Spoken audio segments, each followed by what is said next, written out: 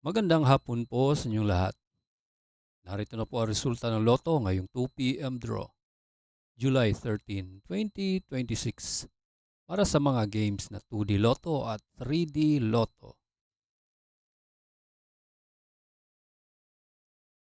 Para sa 2D Lotto, ito po ang winning combination: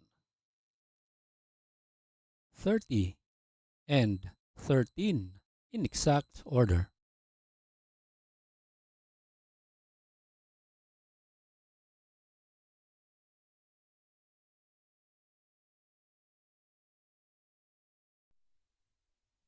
Kung bago ka pa lang sa aking channel, pwede kang mag-like, share, at subscribe para updated kayo sa mga PCSO lottery results araw-araw.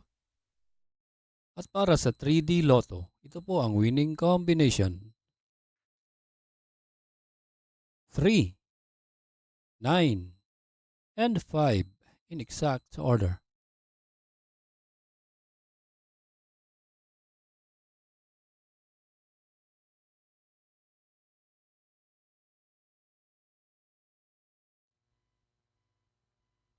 Salamat po sa panonood ng Lotto Results today by Mr. Wi-Fi.